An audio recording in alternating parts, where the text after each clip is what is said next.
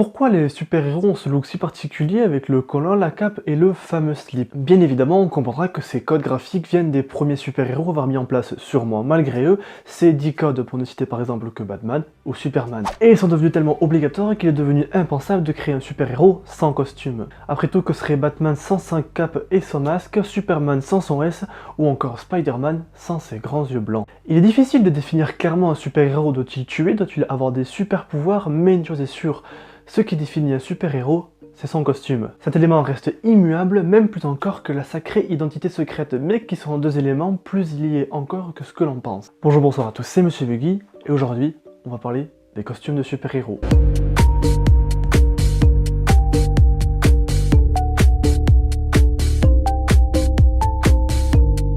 Comme je vous l'ai dit juste avant, l'identité secrète et le costume sont liés entre eux. En effet, avant d'être un super-héros, Spider-Man est avant tout Peter Parker, tout comme Clark Kent pour Superman ou encore Batman pour Bruce Wayne. Et en fonction du personnage, l'identité secrète est l'identité plus ou moins secrète et plus ou moins importante.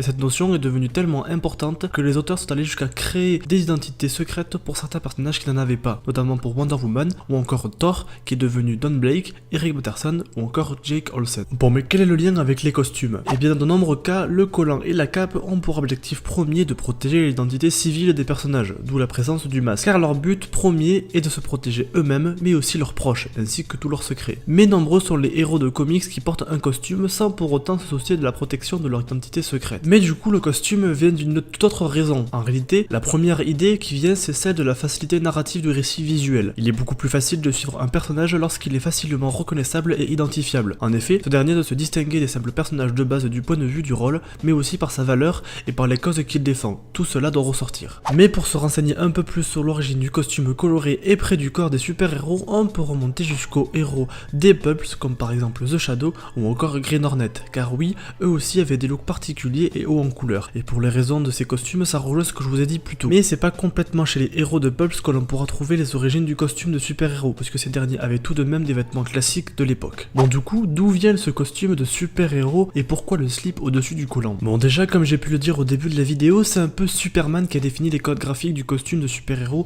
ou du moins celui qui les a popularisés. On va donc naturellement s'intéresser au cas de Superman pour faire ensuite une généralité. Lorsque Joe Shuster et Jerry Siegel cherchent un moyen graphique pour représenter la force et la vaillance de ce tout jeune super-héros qu'ils étaient alors en train de créer, ils se tournèrent naturellement vers leur culture et de ce qui, en 1938, représentait la force. La figure de l'homme du cirque et du culturisme vint alors directement aux deux créateurs, car pour eux, elle représentait force, vaillance et toute autre qualité dont Superman devait avoir. Grant Morrison, dans son ouvrage Super Gods, expliqua cela de la manière suivante. Porter un slip par-dessus des collants était synonyme de grande force et d'endurance masculine en 1938.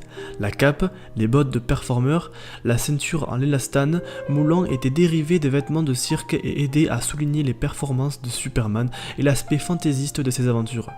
Shuster a habillé le premier super-héros comme l'exemple le plus répandu de l'idéal de l'homme fort selon sa culture, le plaçant involontairement comme la cible de milliers de blagues. Bon, avant toute chose, je tiens à mettre au clair une chose, ce vêtement que Superman porte au-dessus de son collant n'est ni un slip ni un caleçon. C'est ce que l'on nomme dans le terme anglais un trunks, et il n'y a pas vraiment de traduction française pour ce terme. Bon, c'est bien gentil, mais ce trunks, qu'avait-il de si particulier? Eh bien, avant toute chose, c'est par souci de pudeur. En effet, les collants pouvaient bien souvent trop mouler les parties génitales, donc le Trunks est naturellement arrivé pour corriger cela. Et contrairement à ce que l'on pourrait penser, Superman n'est pas le premier à avoir porté le Trunks. On pensera notamment à ce fantôme, mais c'est bien Superman le premier super-héros à l'avoir porté et à l'avoir popularisé. Mais ce Trunks a aussi une origine d'un point de vue purement technique. En effet, entre les années 30 et 40, l'impression de comics s'effectuait pour la majeure partie des cas en noir et blanc. Mais il arrivait aussi que certaines pages soient imprimées en 4 couleurs, ce qui n'est totalement le cas pour la page de couverture, mais cette technique était bien sûr plus coûteuse, donc plus rare. Les machines se déréglaient régulièrement, c'est pour cette raison que les couleurs de comics de cette époque débordaient des lignes. Pour pouvoir pallier à ce problème, les dessins étaient délimités par des lignes noires épaisses. Pour bien différencier chaque personnage,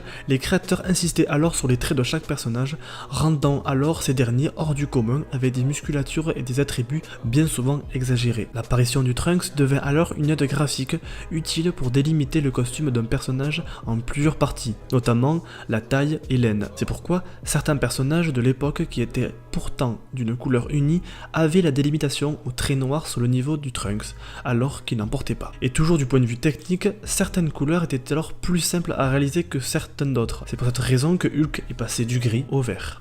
Bon, maintenant qu'on en sait un peu plus, on va pouvoir faire du cas par cas et essayer de comprendre pourquoi tel ou tel super-héros porte le costume qu'il a aujourd'hui. Bon, pour les plus classiques, Batman doit évoquer l'effroi au cœur des criminels avec son costume. Spider-Man a créé un costume en référence à sa première apparition, mais aussi par rapport à ses pouvoirs qu'il utilise.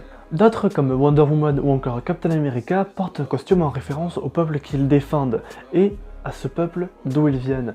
Mais d'autres encore, comme les 4 Fantastiques, ont un costume qui ont été créés pour résister à leurs incroyables capacités. Mais les costumes sont des fois plus recherchés qu'ils ne le laissent penser au premier abord. Daredevil par exemple porte son costume en hommage à son père qui a porté un similaire durant sa carrière de boxeur et qui prendra ensuite plus de sens lorsqu'il adoptera le surnom que tous ses camarades lui donnent. Comme autre exemple, on peut retrouver Superman et son S qui n'est pas simplement l'initiale de Clark en tant que super-héros, mais l'emblème de la maison L ou encore un symbole d'espoir sur Krypton, ce qui colle parfaitement au personnage. Il y a enfin une dernière théorie pour justifier la présence des costumes de super-héros. Elle est tout aussi simple mais mérite tout de même d'être signalée. Les super-héros porteraient des costumes pour se représenter en tant que symboles et défenseurs d'idéal et de justice.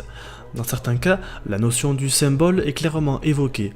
C'est le cas pour Captain America. Tous les Batman, Daredevil ou autres Green Arrow sont, il faut le rappeler, des hors-la-loi. Ils fonctionnent hors du système et ne rendent compte à personne, si ce n'est à eux-mêmes. C'est donc pourquoi tabasser un criminel, même si c'est un méchant, ça reste de la violence et c'est pas trop légal, donc c'est pas ouf. Bien sûr, il existe des exceptions, comme à chaque fois, comme par exemple pour Green Lantern. Mais pour en revenir à nos chers super-héros hors-la-loi, eh bien imaginez faire leur activité habituelle, mais sans aucun costume, ou du moins une cagoule pour au moins protéger leur identité secrète, pour revenir à ce que j'ai dit plus tôt. Et bien cela ne les différencierait pas tant des brutes qu'ils tabassent. Par conséquent, porter un costume sert à nos chers super-héros à être reconnus et offre au grand jour une apparence bienveillante et de bienfaiteur. Bref, ils se transforment donc en chevaliers blancs modernes. Et une nouvelle notion apparaît, presque malgré eux, porter un costume de super-héros veut par conséquent dire agir comme un super-héros. Bon, pour les petits malins qui suivent la vidéo, oui, c'est exactement le même principe que pour les super-vilains qui voudraient créer un costume pour se différencier des criminels dits traditionnels. Ils veulent donc au travers de leur costume évoquer leur motivation et au travers de ce même costume,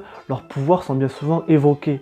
Les super-héros et leurs costumes sont depuis toujours liés, et cela pour plusieurs raisons, que ce soit technique, historique ou encore symbolique. Le super-héros sans costume n'existe pas, et chaque personnage, peu importe ses motivations, a un costume qui le représente et qui le reflète.